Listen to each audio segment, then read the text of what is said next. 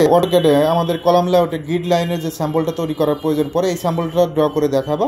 প্রথমে সার্কেল নেবা, সি লেখে এন্টার, জুম করে এখান থেকে 10 ইঞ্চি, ওকে। তারপর লাইন নাও, এল লেখে এন্টার, কর্নার পয়েন্ট থেকে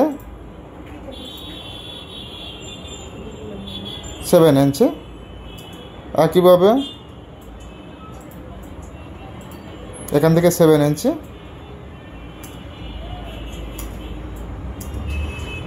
এই পয়েন্ট থেকে 9 ইঞ্চি, ওকে। আবার লাইন দিয়ে ড্র করে দাও, জাস্ট ক্লিক করো, একইভাবে এই পয়েন্ট থেকে ক্লিক করে ড্র করো। আর এটা মাঝখানেটা ট্রিম করে দাও, টিআর লেখে ডাবল এন্টার, একইভাবে এটা ট্রিম করে দাও, সামনেরটা ট্রিম করে দাও, এইচ লেখে এন্টার, গ্রেডিয়েন্ট কালারটা দিয়ে দাও, সোল্ডে ক্লিক করো, ব্লু কালারটা দিবা। কি colour? Blue colour, blue colour, blue এটা না, ব্লু কালার, জাস্ট ক্লিক করো, আশা করি পারবা।